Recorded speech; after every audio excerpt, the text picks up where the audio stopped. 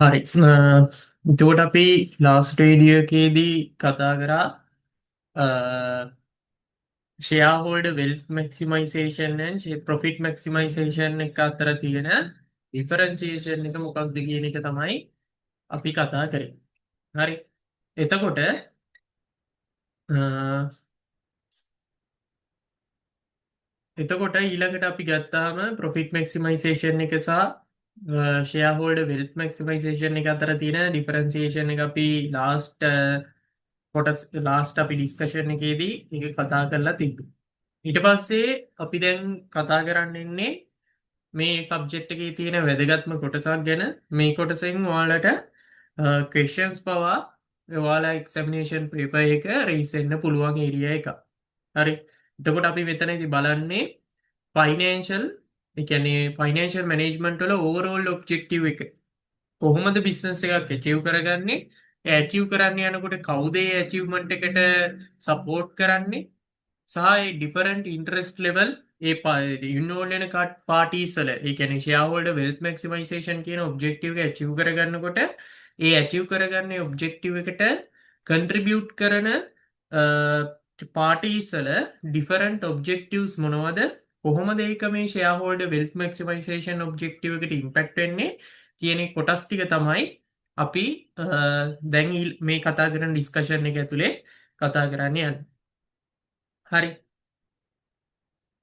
අපි මේ ස්ලයිඩ් එකේ තියෙන කොටස් ටික කතා කරන්න කලින් පොඩි තියරි කොටසක් කතා කරමු. හරි. හරි. එතකොට දැන් ඔයා බේසික් දේවල් ටිකක් ගැන දන්නවා. ඒ බේසික් අන්ඩර්ස්ටෑන්ඩ් එකත් එක්ක මේ ඩිස්කෂන් එක ඔයාගේ මයින්ඩ් එකට ගන්න. හරි. එතකොට අපි බිස්නස් එකක් ගත්තාම නැත්නම් අපි ගමුකෝ කම්පැනි එකක් කියලා. මේ කම්පැනි එකක් තියෙනවා.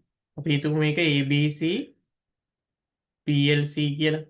ABC PLC. එතකොට මේ ABC PLC එකේ ෂෙයා හෝල්ඩර්ස්ලා ඉන්නවා. හරි. ABC PLC එකේ ෂෙයා හෝල්ඩර්ස්ලා ඉන්නවා. ෂෙයා හෝල්ඩර්ස්ලා. නැත්නම් අපි ඕනර්ස්ලා කියලා ගමුකෝ. නෝමල් බිස්නස් එකක නම් ඒ කියන්නේ සෝල් ප්‍රොප්‍රයිටර්ෂිප් එකක වගේ නම් ඕනර්ස්ලා ඉන්නවා. හරි.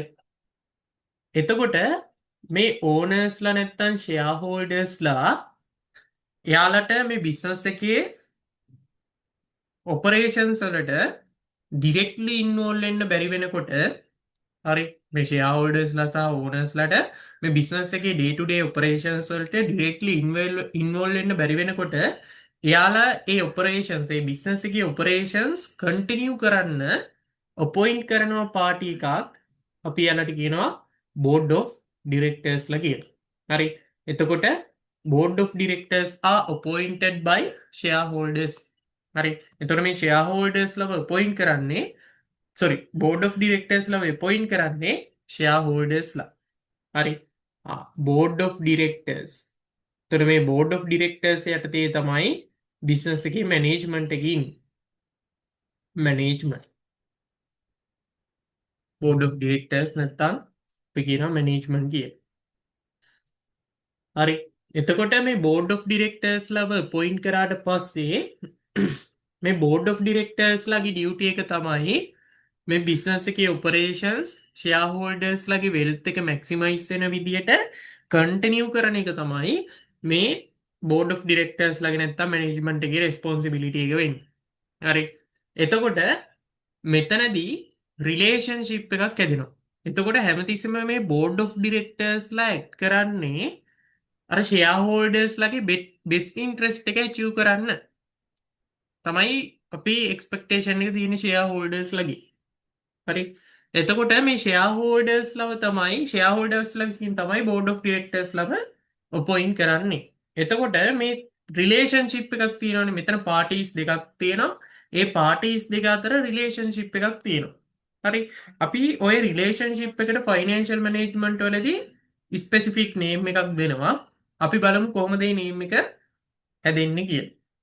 එතකොට මේ ෂෙයා හෝල්ඩර්ස්ලා නැත්තම් ඕනර්ස්ලා අපි මේ කතා කරන තියරි එක ඇතුලේ අපි කන්සිඩර් කරන්නේ ප්‍රින්සිපල්ස්ලා විදියට. හරි. ප්‍රින්සිපල්ස් කියන්නේ ප්‍රධානියෝ කියන මීන් එක තමයි දෙන්නේ. ප්‍රින්සිපල්ස්.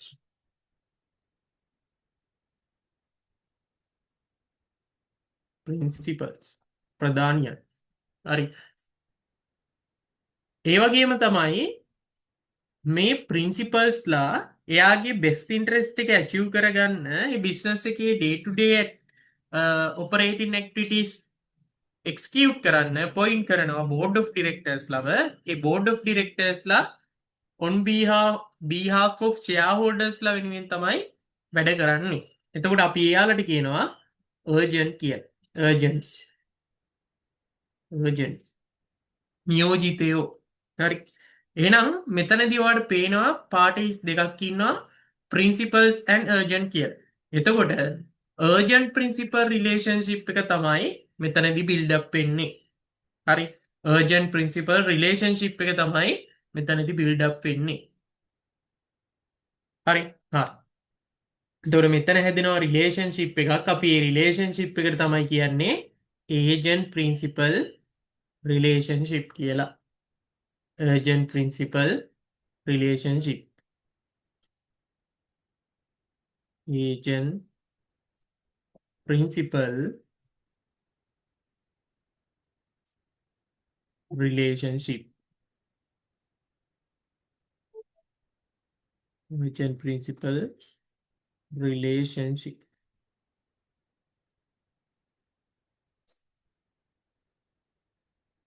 හරි. එතකොට මේ agent principal relationship එක අපි ගත්තාම මේ shareholdersලාගේ best interest එක තමයි shareholders wealth maximization. හරි. දැන් ඔයා ඒක දන්නවා. බිස්නස් එකේ ඕනර්ස්ලාගේ නැත්තම් shareholdersලාගේ best interest එක වෙන්නේ නැත්නම් ultimate objective එක වෙන්නේ shareholder wealth maximization. හරි. shareholder wealth maximization.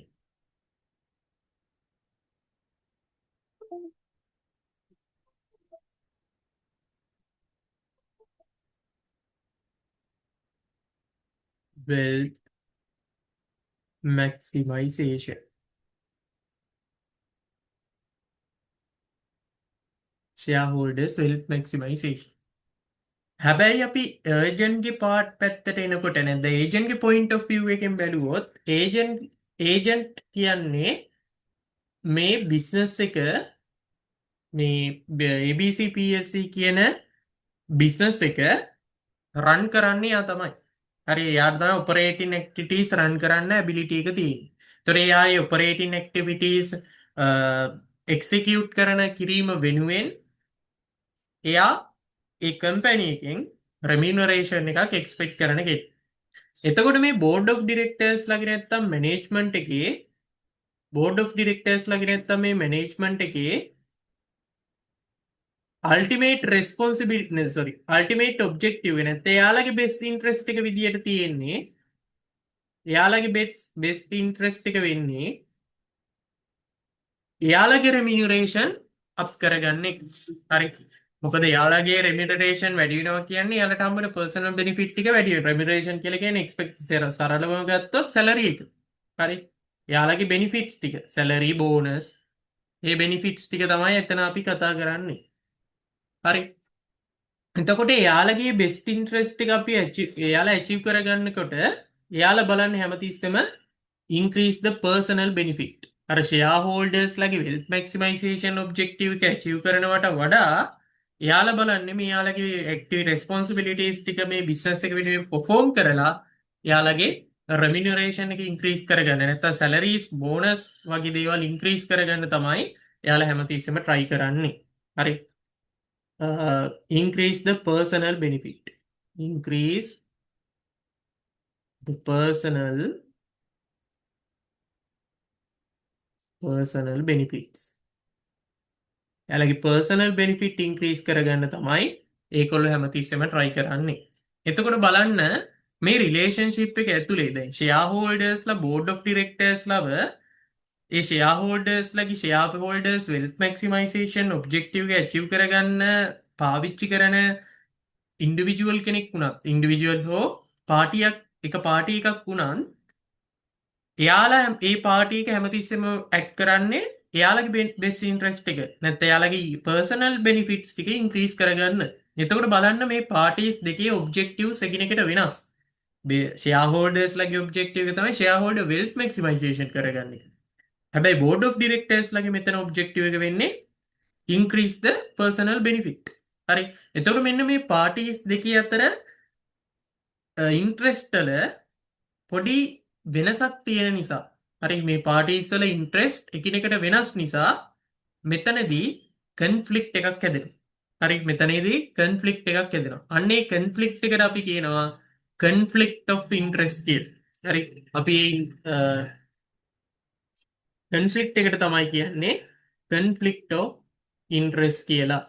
හරි එතකොට මේ දෙන්න අතර තියෙන conflict interest එකිනෙකට සමාන වෙන්නේ නැහැ. හරි interest not equal.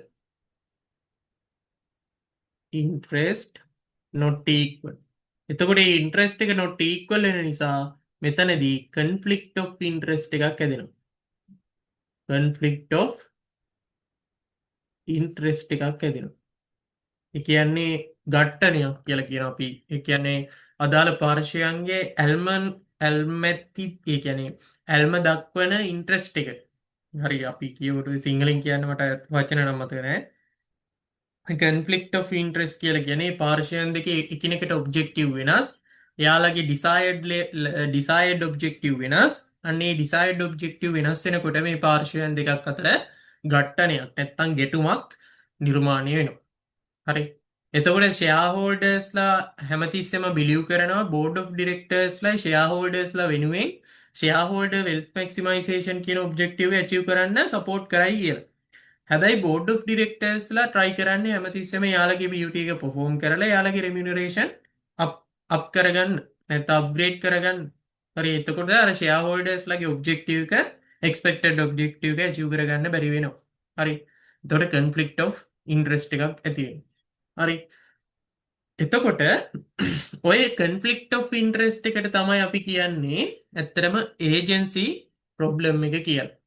හරි අපි ඕකට තමයි කියන්නේ agency problem එක කියලා. agency problem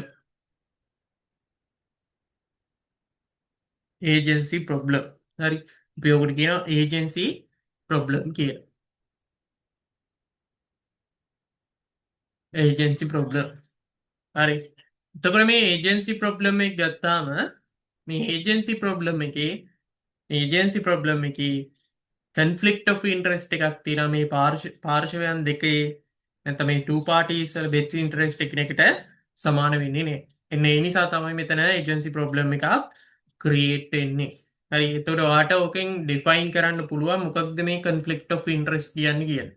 හරි මේ chart එක base කරගෙන ඔයාට conflict of interest කියන්නේ මොකක්ද කියලා ඇහුවොත් explain කරන්න පුළුවන්. එතකොට ඊළඟට මම ඔයාලට කියන්න ඕනේ මොකක්ද මේ agency problem කියන්නේ? the agency problem කියන එකවත් දන්නවා. මේ conflict of interest එකක් ඇති වුණොත් නැත්නම් මේ agency problem එකක් ඇති වුණොත් මොන වගේ cost ද business එකට incur කරන්න වෙන්නේ කියන එක ඊළඟට අපි කතා කරන්න ඕනේ. හරි දැන් මෙන්න මේ වගේ සිටුවේෂන්ස් වලදී තමයි ඔය annual audit එක නැත්නම් external audit එක වගේ requirement එක රයිස් වෙන්නේ. දැන් ෂෙයා හෝල්ඩර්ස්ලා එක්ස්පෙක්ට් කරනවා යාලගේ ෂෙයා හෝල්ඩර්ස් ෆන්ඩ්ස් යූස් කරලා බෝඩ් ඔෆ් ඩිරෙක්ටර්ස්ලා යා ඉෆෙක්ටිව් විදියට යූස් කරලා ඒකෙන් ෂෙයා හෝල්ඩර් වෙල්ත් මැක්සිමයිසේෂන් කියන ඔබ්ජෙක්ටිව් එක ඇචීව් කරගන්න සපෝට් කරයි කිය. හැබැයි ෂෙයා හෝල්ඩර්ස්ලා මේ ෆන්ඩ්ස් පාවිච්චි කරලා ඒවා වැරදි විදියට පාවිච්චි කරන්නත් පුළුවන්. ඒ කියන්නේ fraudulent activities වලට ඒ ෆන්ඩ්ස් ඒ කියන්නේ ෂෙයා හෝල්ඩර්ස්ලාගේ ෆන්ඩ් යුටිලයිස් කරන්න පුළුවන්. හරි එතකොට මේ ෂෙයා හෝල්ඩර්ස්ලාගේ ෆන්ඩ් fraudulent activities වලට board of directorsලා use කරොත් ඒකෙන් ultimate impact එක එන්නෙම company එකට. හරි board of directorsලාට නෙමෙයි ultimate impact එක යන්නේ company එකට. එහෙම company එකට එහෙම ultimate impact fraudulent activities එකක් නිසා company එකට වෙන්න පුළුවන් damage එකත් වැඩි. හරි දැන් එක්සාම්පල් එකක් විදිහට හිතන්නකෝ කම්පැනි එකක් තියෙනවා. ඒකේ කම්පැනි එකේ බෝඩ් ඔෆ් ඩිරෙක්ටර්ස්ලා ෂෙයා හෝල්ඩර්ස්ලාගේ ෆන්ඩ්ස් යුටිලයිස් කරලා ෆ්‍රොඩියුලන්ට් ඇක්ටිවිටීස් කරනවා. හරි. ඒ කියන්නේ ඉල්ලීගල් ඇක්ටිවිටීස් එකක් කරනවා කියලා හිතන්නකෝ. ඒ ඉල්ලීගල් ඇක්ටිවිටීස් එක නිසා කම්පැනි එකේ රෙපියුටේෂන් එකට හයි ඩැමේජ් වෙනවා. හරි. එතකොට ඒ කම්පැනි එකේ ෂෙයා ප්‍රයිසස් ඩවුන් වෙනවා. මාකට් එකේ පොසිෂන් එක අඩු වෙනවා. හරි. ඒ වගේ ගොඩක් දේවල් වෙන්න පුළුවන්. එතකොට අන්න ඒ වගේ දේවල් බෝඩ් ඔෆ් ඩිරෙක්ටර්ස්ලා කරන්න පුළුවන්. හරි. එතකොට ඒ වගේ දේවල් මිනිමයිස් කරන්න ඒ බෝඩ් ඔෆ් ඩිරෙක්ටර්ස්ලා හදන ෆයිනෑන්ෂල් ස්ටේට්මන්ට්ස් වල පවා ෆ්‍රෝඩ් කරන්න පුළුවන් යාලට. රෙවෙනියු අප් කරලා දැන් හිතන්න එක්සාම්පල් එකක් විදිහට බෝඩ් ඔෆ් ඩිරෙක්ටර්ස්ලාගේ බෝනස් කම්පැනි එකේ රෙවෙනියු ටාගට් එක්ක ලින්ක් වෙලා තියෙන්නේ කියලා. ඒතොර රෙවෙනියු එක ඉන්ක්‍රීස් කරපු ගමන් එයාලට පුළුවන් එයාලගේ බෝනස් එකත් වැඩි කරගන්න. හරි. එතකොට අන්න ඒ වගේ සිටුේෂන්ස් වලදී බෝඩ් ඔෆ් ඩිරෙක්ටර්ස්ලා try කරන්න පුළුවන් කම්පැනි එකේ රෙවෙනියු ෆික්සීෂියස් විදියට වෙනස් කරන්න. හරි. ඒ කියන්නේ fraud in revenue recognition කියලා අපි ඔකට කියනවා. ඒ fraud in revenue recognitions වගේ දේවල් කරන්න මේ shareholdersලා encourage වෙන්න පුළුවන්. හරි. ඒතර මේ fraud in revenue recognitions කරොත් කම්පැනි එකේ ෆයිනෑන්ෂල් ස්ටේට්මන්ට්ස් වල රෙවෙනියු ඉන්ක්‍රීස් වෙලා පෙන්වන්න පුළුවන්. එතකොට ඒකම shareholdersලාගේ බෝනස් උත් එයාලා ෆික්සීෂියස් විදියට වැඩි කරගන්නවා. රෙවෙනියු එක බොරු ඒ කියන්නේ ෆික්සීෂියස් ෆිගර්ස් දාලා වැඩි කරොත් ඔටෝමැටිකලි බෝනස් එකත් බෝඩ් ඔෆ් ඩිරෙක්ටර්ස්ලාගේ ඉන්ක්‍රීස් වෙනවා. මොකද බෝනස් ලින්ක් වෙලා තියෙන්නේ රෙවෙනියු ටාගට් එක්ක. එතකොට ඒක ෆ්‍රෝඩ් එකක් වෙන්න හේතු වෙනවා. ඒතර ෆ්‍රෝඩ් වෙනවා කියන්නේ මේ එර්ජන්සි ප්‍රොබ්ලම් එක තව තවත් වැඩි වෙනවා කියන එක. මේ ඒජන්සි ප්‍රොබ්ලම් එක through කම්පැනි එකට ඒජන්සි කොස්ට් එකක් ජෙනරේට් වෙනවා. දැන් මෙහෙම ඒජන්සි ප්‍රොබ්ලම් එකක් තිබ්බොත් ෂෙයා හෝල්ඩර්ස්ලාට ෂුවර් එකක් නැහනේ බෝඩ් ඔෆ් ඩිරෙක්ටර්ස්ලා නැත්නම් මැනේජ්මන්ට් එකේ යාළගේ බෙස්ට් ඉන්ට්‍රස්ට් එකට ඒ කියන්නේ ෂෙයා හෝල්ඩර්ස්ලාගේ බෙස්ට් ඉන්ට්‍රස්ට් එක ඇචීව් කරගන්න වැඩ කරනවා කියලා. අන්න ඒ වෙලාවේදී ඒජන්සි ප්‍රොබ්ලම් එක ක්‍රියේට් වෙනවා. ඒ ඒජන්සි ප්‍රොබ්ලම් එකත් එක්කම ඒජන්සි කොස්ට් එකත් ක්‍රියේට් වෙනවා. ඒ කියන්නේ ෂෙයා හෝල්ඩර්ස්ලාට ඕන වුණොත් මේ බෝඩ් ඔෆ් ඩිරෙක්ටර්ස්ලා නැත්නම් මැනේජ්මන්ට් එක ෂෙයා හෝල්ඩර්ස්ලාගේ ෆන්ඩ්ස් හරි විදියට යුටිලයිස් කරලා තියෙනවද නැද්ද කියන එක එන්ෂුවර් කරගන්න. එතකොට ෂෙයා හෝල්ඩර්ස්ලාට පුළුවන් තර්ඩ් පාර්ටි එකක් through ගිහිල්ලා මේ බෝඩ් ඔෆ් ඩිරෙක්ටර්ස්ලා මේ ෂෙයා හෝල්ඩර්ස්ලාගේ බෙස්ට් ඉන්ට්‍රස්ට් එක වෙනුවෙන් වැඩ කරලා තියෙනවද නැද්ද කියන එක එන්ෂුවර් කරගන්න. හරි. එතකොට තමයි අර එක්ස්ටර්නල් ඔඩිට් රික්වයර්මන්ට්ස් වගේ දේවල් කෝපරේට් ගවර්නන්ස් වගේ දේවල් ඕන වෙන්නේ. හරි. එතකොට මේ ඒජන්සි ප්‍රොබ්ලම් එක තියෙන නිසා ඔටෝමැටිකලි ක්‍රියේට් වෙන තව එකක් තමයි ඒජන්සි කොස්ට්.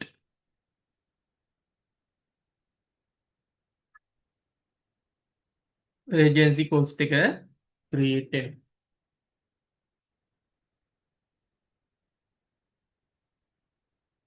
හරි. ඒජන්සි කොස්ට් එකක් ක්‍රියේට් වෙනවා.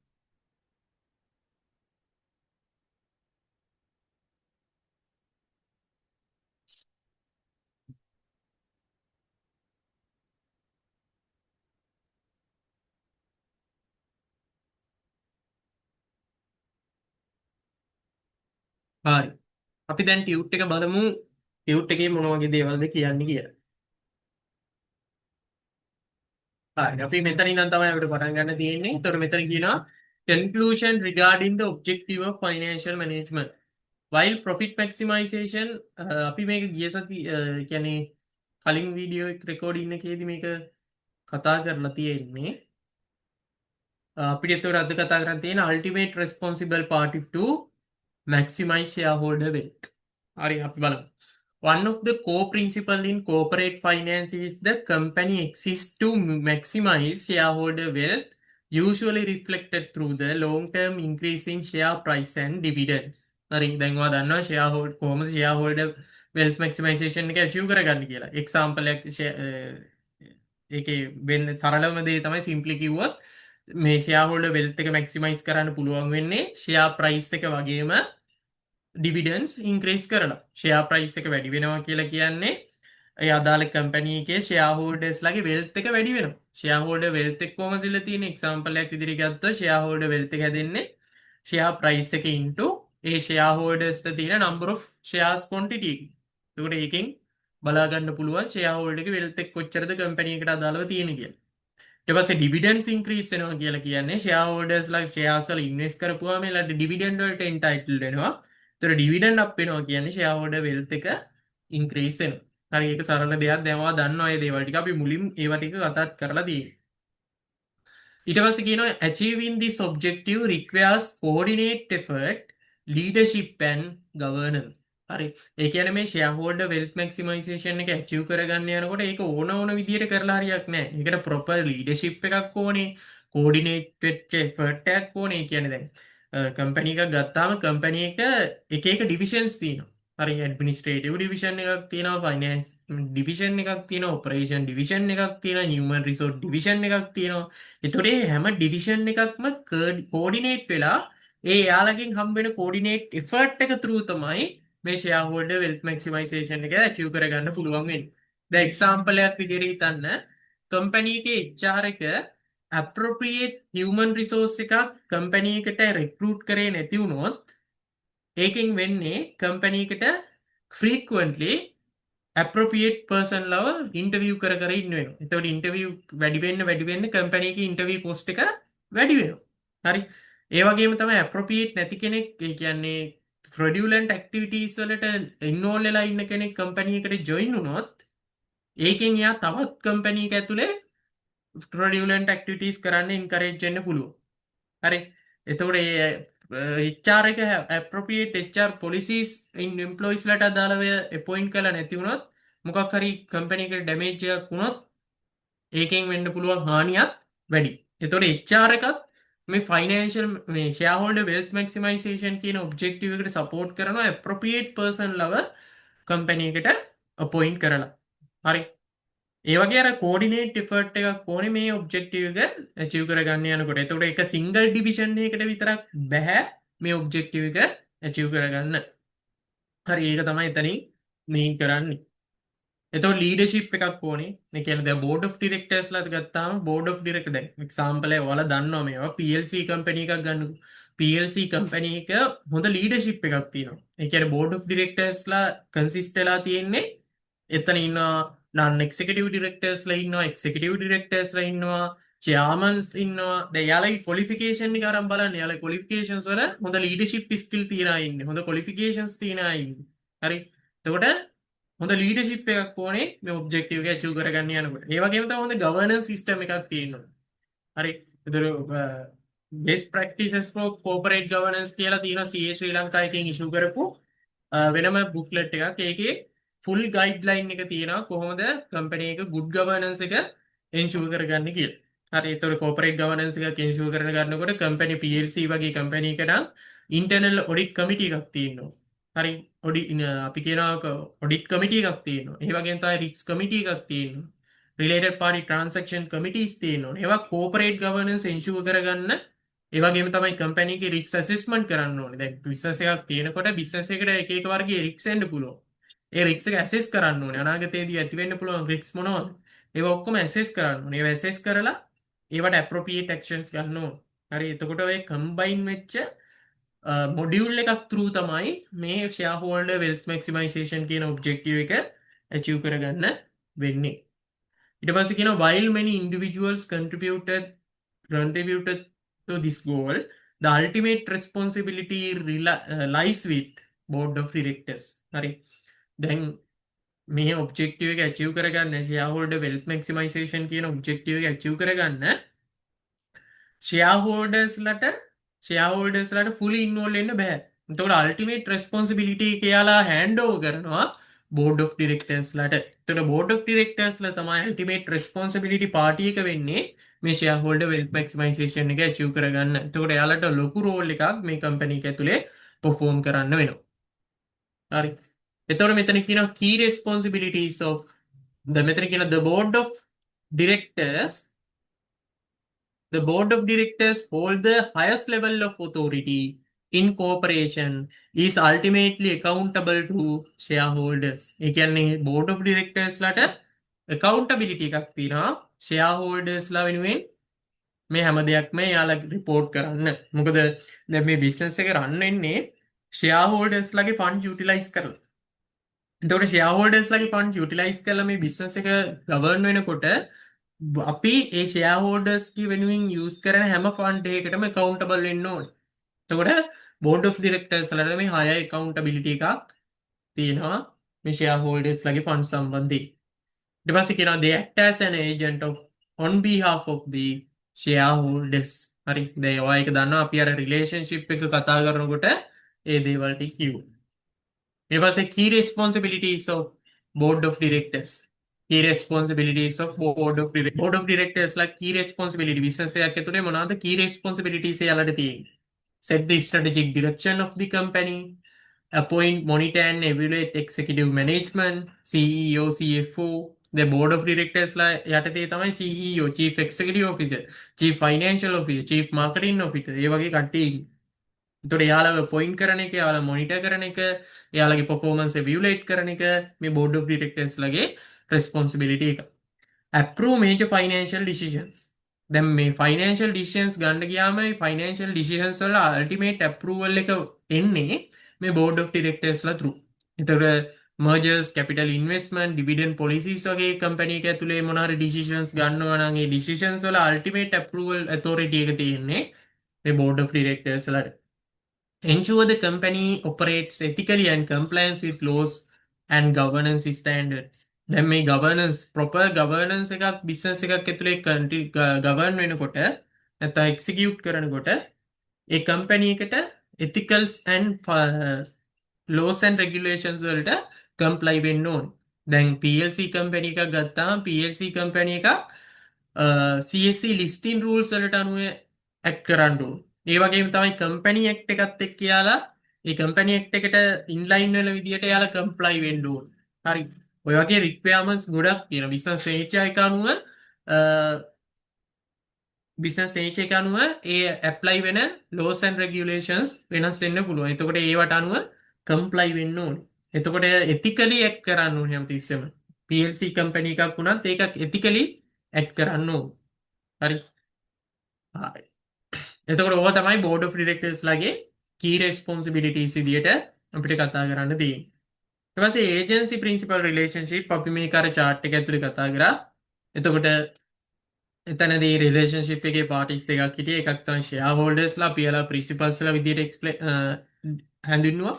ඒ වගේම තමයි බෝඩ් ඔෆ් ඩිරෙක්ටර්ස්ලා ඒ කියන්නේ ප්‍රින්සිපල්ස්ලා විසින් අපොයින්ට් කරන බෝඩ් ඔෆ් ඩිරෙක්ටර්ස්ලා ඒ කියන්නේ ඒජන්ට්ස්ලා කියන පාටිස් දෙක ওই රිලේෂන්ෂිප් එක ඇතුලේ අපිට හම්බුනේ.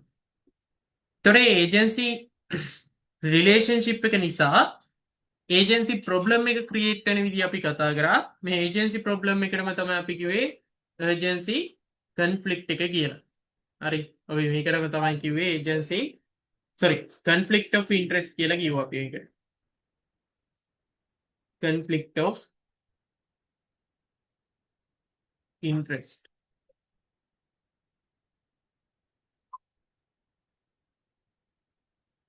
හරි අපි මේකට conflict of interest කියලා කිව්වා. හරි. බලමු මොකද්ද මෙයා මෙතන කියන්නේ කියලා. It has long been recognized that the separation of ownership and control in modern the corporation result in potential conflict between owners and managers. Separation of ownership and control. දැන් මේ chart එකට එන්නකෝ. දැන් business එකේ ownership එක තියෙන්නේ කාටද?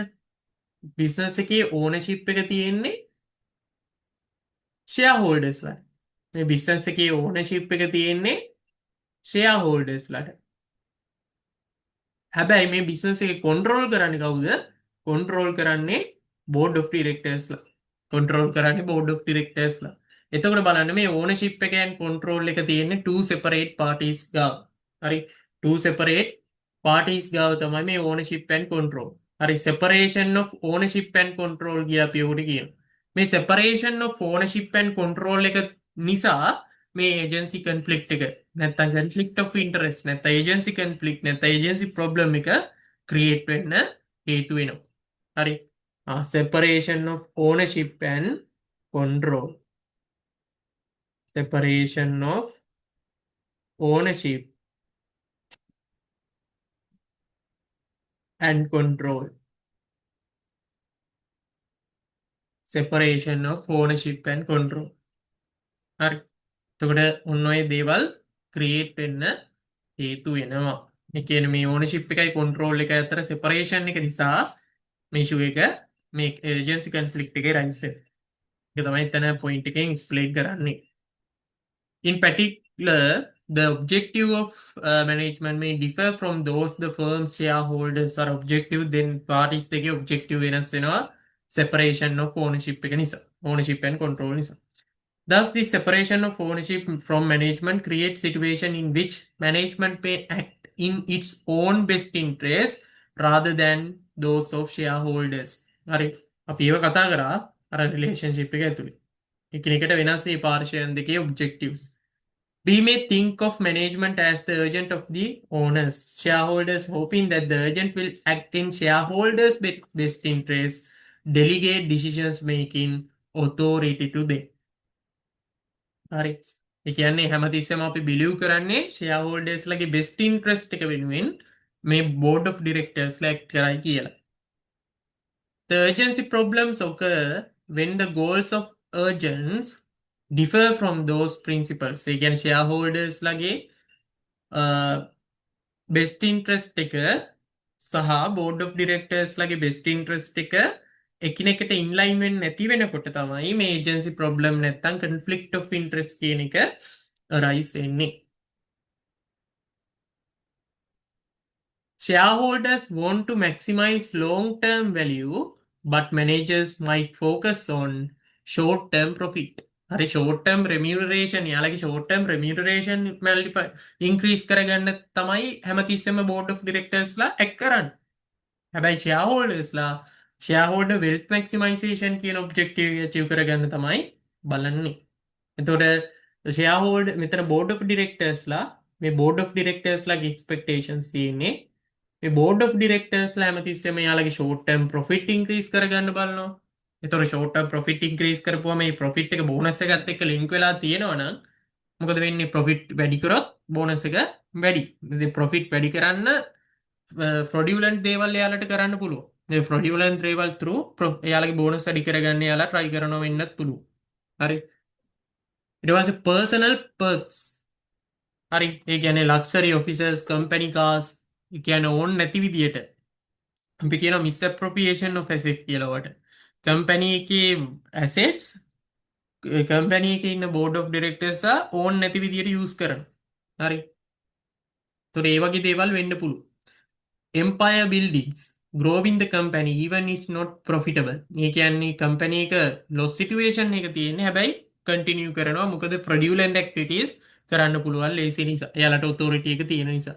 හරියට අර ලංකාව වගේ. හරි ලංකාවේ දැන් ගත්තාම පොලිටිකල්ස් ගත්තොත් කාලයක් පොලිටිකල්ස් වල ඒ වගේ දේවල් තිබ්බනේ. හරි. ඒතර ඒ වගේ එම්පයරින් බිල්ඩින් එක. හරි. කම්පැනි කොච්චර ප්‍රොෆිටබල් නැති වුණා ලොස් සිටුේෂන් එක ඉතියත් එයාලා කන්ටිනියු කරගෙන යනවා මොකද ඒකෙන් එයාලට ෆ්‍රොඩියුලන්ට් ඇක්ටිවිටීස් කරන්න ලේසි නිසා. ඒ වගේ තමයි ජොබ් සිකියුරිටි එක. ඒකට ඉම්පැක්ට් හරි එතන මේ urgency problem එක තියෙනකොට කම්පැනි එකට urgency cost එකක් ඉන්ක කරන්න වෙනවා. urgency cost එකක් ඉන්ක කරන්න වෙනවා. අපි බලමු මොනවද මේ agency cost කියන්නේ. Urgency cost refers to the cost incurred due to conflict of interest between the principal and urgent in a principal urgent relationship. හරි මේ urgent principal relationship එක නිසා රයිස් වෙන නැත්නම් ජෙනරේට් වෙන කොස්ට් එකට තමයි අපි කියන්නේ urgency cost එක කියලා. or agency cost are the cost associated with ensuring the agents act in the best interest of principal. හරි ඒ කියන්නේ මේ ඒජන්ට්ලා shareholdersලාගේ best interest එක වෙනුවෙන් act කරනවද නැද්ද කියන එක ensure කරගන්න to ensure whether the agents are act on behalf of the shareholders තමයි මේ cost එකෙන් ඉංග කරන්න වෙන්නේ.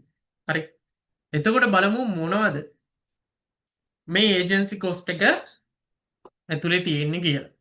එතකොට ඒජන්සි කොස්ට් එක මම මෙතනදී කොටස් තුනකට කඩලා තියෙනවා. දැන් මම මේ ටියුට් එක හදන්න බේස් කරගත්තේ වෑන් හෝන් කියලා ඉන්නවා ෆයිනෑන්ෂල් මැනේජ්මන්ට් වල රෙෆරන්ස් බුක් එකක් ලියපු කෙනෙක්. ඒ වෑන් හෝන් කියන ඒ රයිටගේ ඒ බුක් එකෙන් තමයි මම මේ ඕන කරන දේවල් ටික එක්ස්ට්‍රැක්ට් කරගෙන අරන් තියෙන්නේ. මෙතන සමරයිස් කරලා තියෙන්නේ. හරි ඒ වෑන් හෝන් බුක් එක වලට ඇඩිෂනල් මැටීරියල් එකක් විදියට රිෆර් කරන්න ඕන නම් ඔයාලට ඩවුන්ලෝඩ් කරගන්න පුළුවන්. එයාලගේ තියෙන ෆයිනෑන්ෂල් මැනේජ්මන්ට් කියලා වෙනම බුක් එකක් PDF එකක් ඒක ඩවුන්ලෝඩ් කරගෙන බලන්න පුළුවන්. එතකොට දැන් මම මෙතනදී මේ ඒජන්සි කොස්ට් එක කොටස් තුනකට කඩලා තියෙනවා. Monitoring cost, bonding cost and residual loss කියලා. හරි මොනිටරින් කොස් කියල කියන cost incurred by the principals to monitor urgent behavior. හරි ඒජන්ට් බෙස් ෂයාහෝඩස් ලගේ බෙස්ට ඉන්ට්‍රස්ට එක වෙනුවෙන් ඇට් කරනවාද කියන එක එන්ශුව කරගන්න ෂයාහෝල්ඩස්ල කොස්ට එකක් ඉංක කරනවා. එතකොට අන්නේ වගේ කොස්ටල්ට එක්සාම්පල් සිදියට ඔඩිටින් ෆයිනන්ශල් ස්ටේටමන්ස් එකන ඉන්ඩිපෙන්ඩන්් ඔඩිට කෙනෙක් පොයින්් කරලා ඉන්ඩිපෙන්ඩන්් ඔඩිට කෙනෙක් පොයින්් කරලා ඉන්ඩිපෙන්ඩන්් ඔඩිට කෙනෙක් පොයින්් කරලා ෆයිනන්ශල් ස්ටේටමට ඔඩිට් කර හරි ෆයිනන්ශල් ස්ටේටමට ඔඩිට් කල ඉංශූ කරගන්න මේ ෂයාහෝඩස්ලා ෂයාල්ඩස්ලගේ බෙස්ටින් ටෙස්ට එක වෙනුවෙන් බෝඩ් ඔෆ් ඩිරෙක්ටර්ස්ලා කරලා තියෙනවද නැද්ද කියලා. hiring external consultants හරි ඒ කියන්නේ external consultantsලා පොයින්ට් කරලා බිස්නස් එකේ තියෙන සමහර sections එයාලට බාර දෙනවා. ඒතර යාලා එක්ස්ටර්නල් පාටි එකක් නිසා තර්ඩ් පාටි එකක් නිසා හැමතිස්සෙම බෝඩ් ඔෆ් ඩිරෙක්ටර්ස්ලාට ට්‍රස්ට් එකක් තියෙන මේ ෂෙයාර්හෝල්ඩර්ස්ලා ට්‍රස්ට් එකක් තියෙන ඒලා බෙස්ට් ඉන්ට්‍රස්ට් එක අචීව් කරගන්න සපෝට් කරයි කියලා. appointing independent non executive director මෙතන independent directorsලා කියනකට වඩා මෙතන independent non executive directorsලා කියන එක හොඳයි. හරි. ඒතර independent non executive directorsලා එයාලා බිස්නස් එකේ ඔපරේෂන්ස් වලට ඉන්වෝල්ව් වෙන්නේ නැහැ. හරි එයාලා ගොඩක් එක්ස්ටර්නල් පාටිස්. ඒතර එක්ස්ටර්නල් පාටිස් through පුළුවන් වෙනවා මේ urgent ලගේ activities monitor කරලා හොඳ result එකක් ගන්න. හරි. එතකොට ඒව තමයි ඉන්ඩිපෙන්ඩන්ට් දැන් ඉන්ඩිපෙන්ඩන්ට් non executive director කෙනෙක්ව appoint කරපුවාම එතන cost එකක් තියෙනවා. එයාලට remuneration එකක් දෙන්න ඕනේ. දැන් ඔයාලා PLC annual report එක අරන් බලන්න ඔය independent non executive directorsලා ඉන්නවා. ඒතර independent non executive directorsලාගේ remunerations කොච්චරද කියලා බලන්න සාමාන්‍යයෙන් එයාලා disclose කරනවා. හරි. ඒතර ඒ cost එකත් එයාලට දෙන remuneration එකක් කොස්ට එකක් බිස්නස් එකට මොනිටර් කිරීම වෙනුවෙන් කරන කොස්ට එක. දැන් ඔඩිට් ෆයිනන්ෂල් ස්ටේට්මන්ට් ඔඩිට් කරන්න ගියත් ඉන්ඩිපෙන්ඩන්ට් ඔඩිටර් කෙනෙක් ඒ ඔඩිට් ෆී එකක් charge කරනවා. ඒවත් කොස්ට්. හරි. එක්ස්ටර්නල් කන්සල්ටන්ට් කෙනෙක් හයර් කරත් එයාටත් රෙමියුනරේෂන් එකක් දෙන්න ඕනේ. ඒවත් ඒජන්සි කොස්ට් එක ඇතුළත තමයි අයිති වෙන්නේ. ඊට පස්සේ බොන්ඩින් කොස්ට්. මොනවද මේ බොන්ඩින් කොස්ට් කියලා කියන්නේ? හරි. Bonding cost කියන cost incurred by agents to assure the principles of their loyalty and proper behavior. Cost incurred by agents or managers to assure principles of their loyalty and proper behavior. ඒ කියන්නේ දැන් මේ bonding cost එක කියන එක ඉන්ක කරන්නේ agents-ලා. දැන් monitoring cost කියන එක ඉන්ක කරේ principals. හරි. monitoring cost කියන එක ඉන්ක කරේ principals-ලා. බොන්ඩින් කොස්ට් කියන එක ඉන්ක කරන්නේ ඒජන්ට්ස්ලා. හරි. එතකොට ඒ ඒජන්ට්ස්ලා ඉන්ක කරන්නේ බොන්ඩින් කොස්ට් එකකින් එයාලා try කරන්නේ ෂෙයා හෝල්ඩර්ස්ලාගේ බෙස්ට් ඉන්ට්‍රස්ට් එක වෙනුවෙන් එයාලා ඇඩ් කරා කියලා පෙන්වන්න. එකක් තමයි contractual guarantees, insurance against losses from agents actions, voluntary reporting or disclosures. හරි. අන්න ඒ වගේ දේවල් තුලින් බොන්ඩින් කොස්ට් එකක් ඇති වෙන්න පුළුවන්. contractual guarantees දෙනවා. හරි. contractual guarantees කියලා කියන්නේ දැන් මොකක් හරි එයාගේ activity එකක් නිසා ඒ කියන්නේ board of directors ලාගේ නැත්නම් agents ලාගේ activity එකක් නිසා company එකට loss එකක් ඉන්ක කරන්න වුණොත් ඒ ඉන්ක කරන්න වෙන loss එක වෙනුවෙන් guarantee එකක් වෙනවා. හරි financial guarantee එකක් හරි මොකක් හරි property එකක guarantee එකක් වෙන්න පුළුවන්. insurance against losses from ඒ වගේ තමයි bank guarantee බෑන්ක් ගැරන්ටිස් වගේ දේවල් තියාගන්න සමහර බිස්නස් වල යාර මොකක් හරි බාන්ඩ් එහෙම දෙනකොට ප්‍රින්සිපල්ස් එයාගේ මොන හරි ගුඩ්ස් වගේ දේවල් දෙනකොට සමහර බිස්නස් තියෙනවා එයාලා බෑන්ක් ගැරන්ටිස් ඉල්ලනවා. හරි. ඒතොර මොකක් හරි ලොස් එකක් වුණොත් ඒජන්ට් ගේ අතින් ඒ ලොස් එක රිකවර් කරගන්න බෑන්ක් ගැරන්ටිස් වගේ දේවල් යූස් කරනවා. හරි. ප්‍රින්සිපල්ට පුළුවන් බෑන්ක් ගැරන්ටිස් එක යූස් කරලා බෑන්ක් ගැරන්ටි එක යූස් කරලා ඒ ලොස් එක රිකවර් කරගන්න. ඒවා එතකොට contractual guarantees. Insurance against losses from agent actions. හරි. එතකොට ඉන්ෂුරන්ස් වගේ දේවල් වලට එනවා. හරි. ඒජන්ට්ස්ගේ ඇක්ෂන් එක රිකවර් කරගන්න ලොස් එක රිකවර් කරගන්න ඉන්ෂුරන්ස් වගේ දේවල් වලට එන්ටර් වෙන්න පුළුවන්. ඒතකොට ඒවත් කොස්ට්. වොලන්ටරි රිපෝටින් and disclosures. හරි වොලන්ටරි රිපෝටින් කියලා කියන්නේ ස්වේච්ඡාවෙන්ම අපි වාර්තාකරණය කරනවා.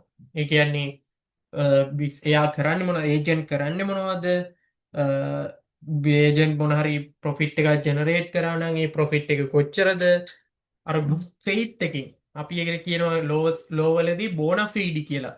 හරි ගුඩ් ෆෙයිත් එක. ඒ ගුඩ් ෆෙයිත් එකකින් හැමතිස්සෙම ඇක්ට් කරනවා.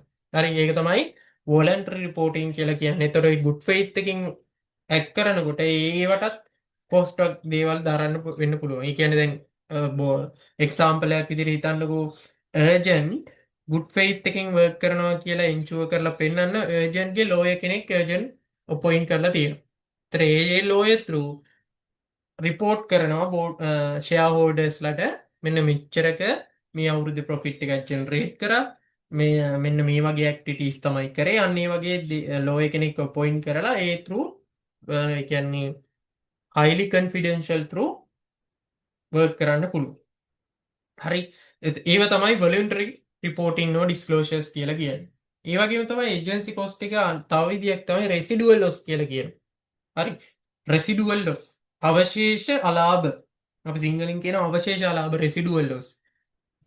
අර දැන් ප්‍රොපර්ටි ප්ලාන්ට් ඇන්ඩ් ඉක්විප්මන්ට් තියෙන රෙසිඩුවල් වැලියු කියලා. මේ කියන අවශේෂාගය කියලා අපි සිංහලෙන් කියන්නේ මෙතන කියන්නේ රෙසිඩුවල් ලොස් අවශේෂ අලාභ. ඒ කියන්නේ මොකක් හරි ඩිසිෂන් එකක් නිසා ආවාගත්ත ඩිසිෂන්ස් එකක් නිසා වෙන්න පුළුවන් අලාභ ගැන තමයි මෙතන කියන්නේ.